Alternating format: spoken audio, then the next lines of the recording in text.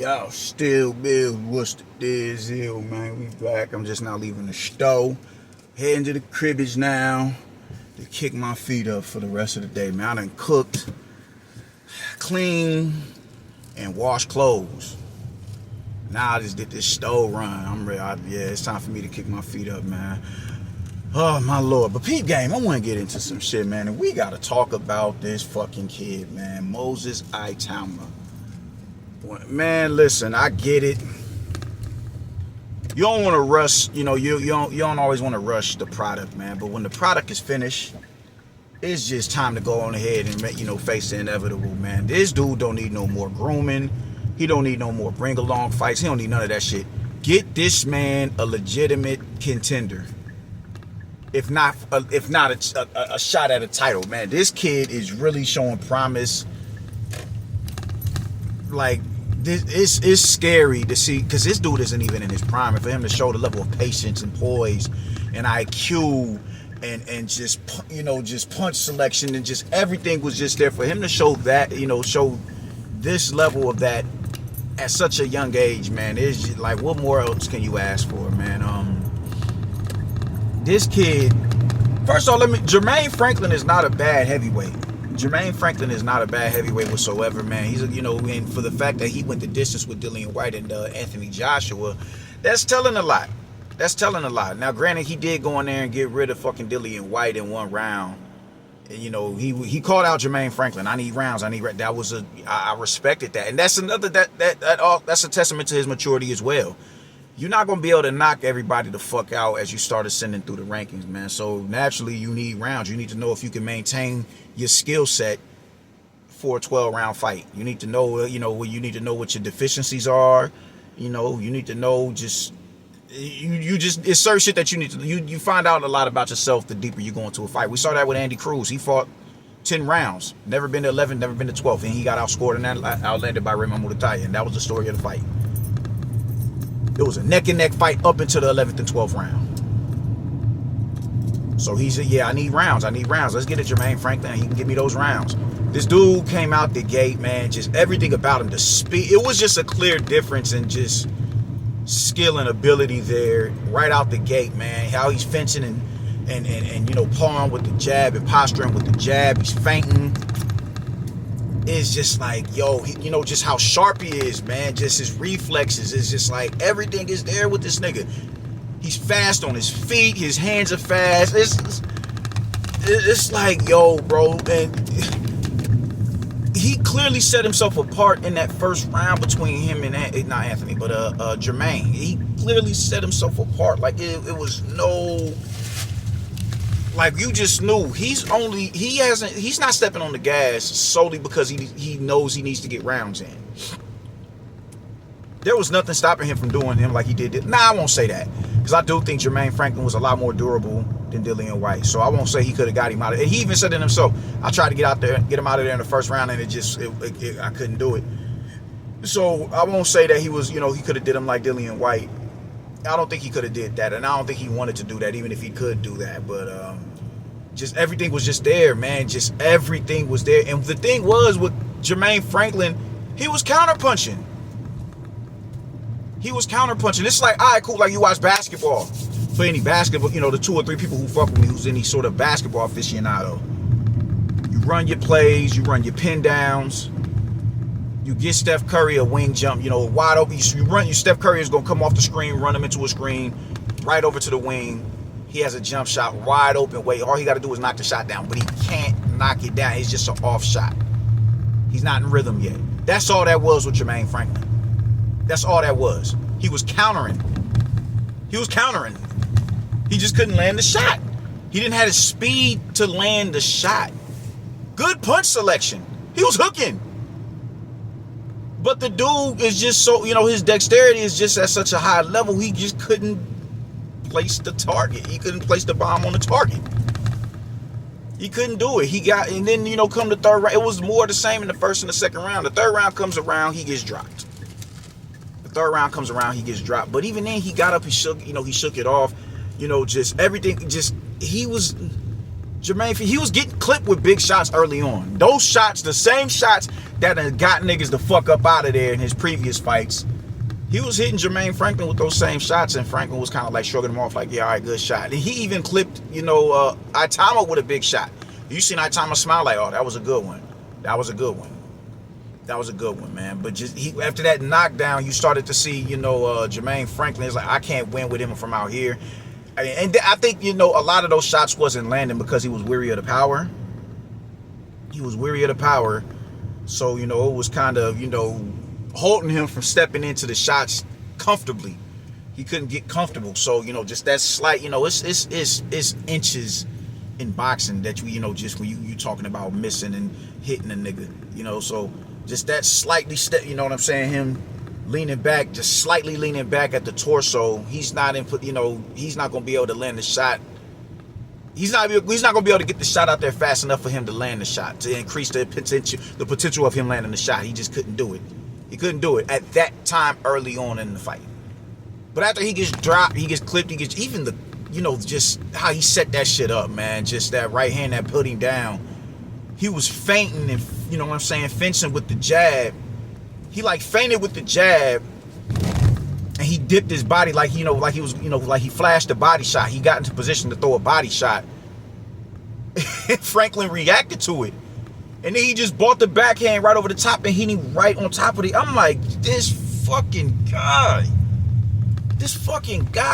So after that, you start to see him, take chances. You start to see him step into the pocket. You start to see him pin him to the rope.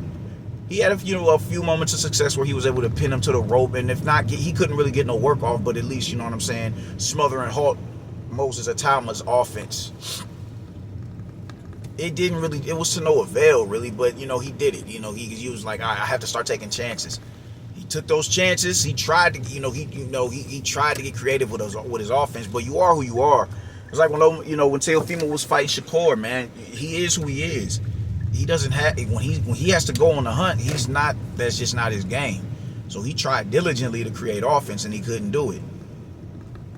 Jermaine Franklin was trying to initiate offense and be creative with his offense. He just couldn't do it. But in his regard, he did land some good shots. But goddamn, that fifth round, that was one of the prettiest, most beautiful uppercuts I've ever seen in my life, man.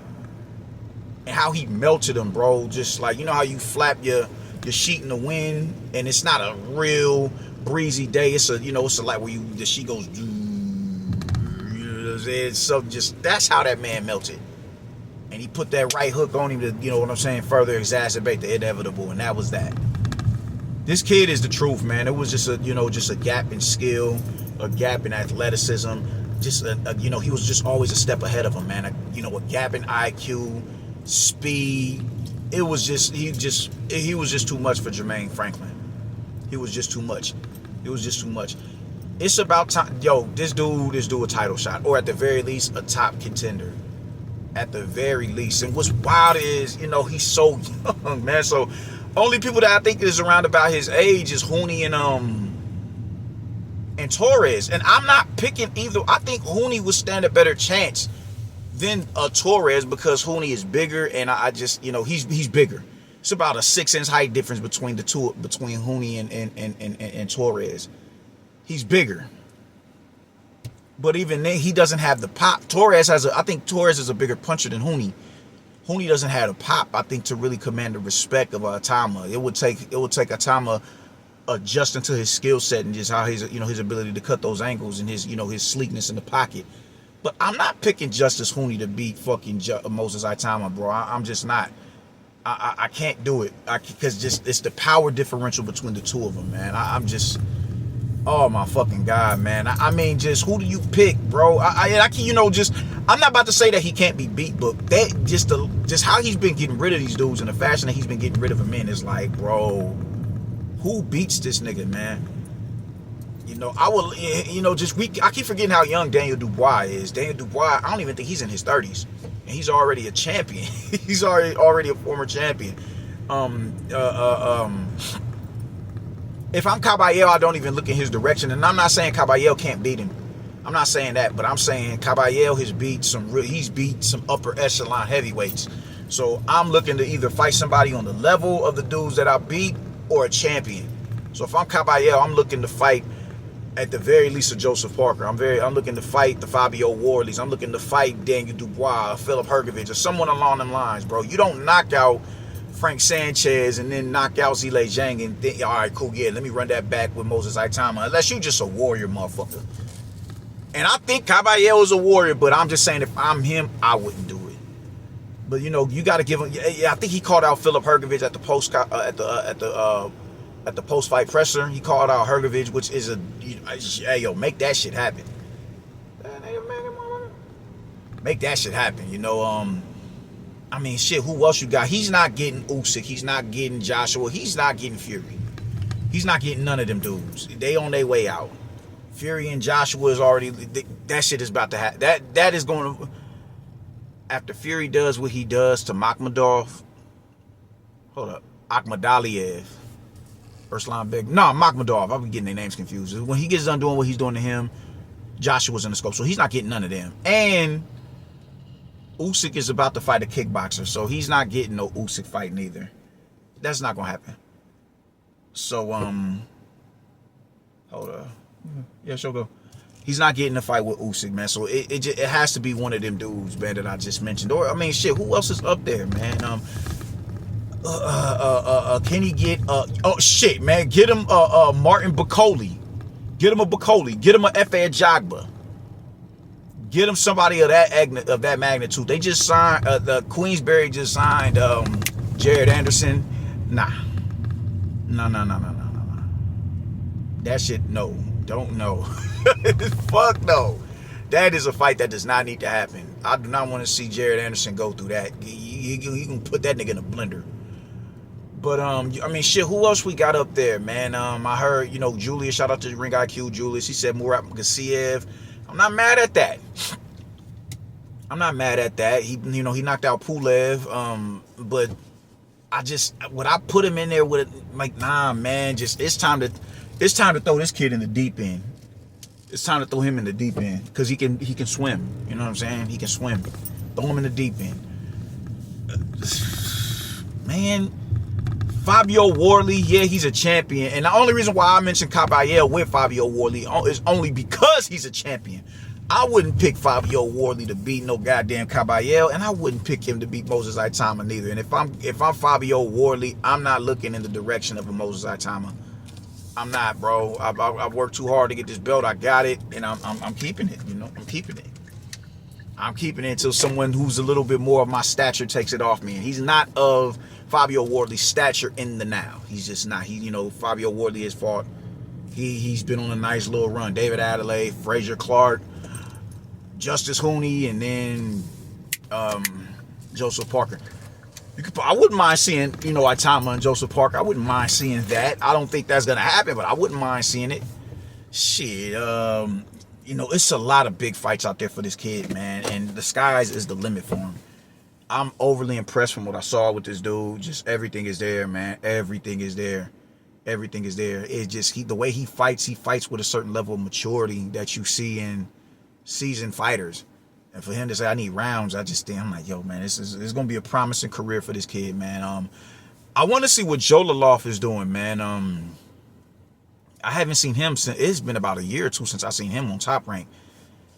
I think he went back into the Olympics or something like that, man. But, you know, I don't know, man. I don't know. But it's time. Take the gloves off, take the training wheels off, get him off the bottle. That kid is the truth, man. So, shout out to fucking Moses Itauma. Incredible performance, man. We just got to see what he looks like in there with someone who's on his level or a legitimate contender. We got to see him in there. We got to see if he can hold a shot. We got to see. That's really the only thing that we seen that, you know, just, or how is he going to do when someone has the durability to absorb whatever punishment he's giving out and can counter him. They can time his speed, you know, they can time his, time his hand speed. And he comes under a certain amount of duress. How is he going to respond to that? Them is really the only things that we need to see. How he deals with adversity. How he deals with adversity. You did, whether he's on the offensive end or on the defensive end. Is there someone out there who can match his speed with their timing, and can he, is there someone out there who can absorb the shot and give you the same shot back that you just gave them? And how do you respond to that? That's really all we need to see from this kid, man. And I'm ready to see it. Get this man in there with somebody ASAP. And I personally, he called out Philip Hergovich, and I think he fights Dave Allen next. That needs to be the fight that y'all just need to go on ahead and look to make happen, Brody. And if not him, somebody else of his stature.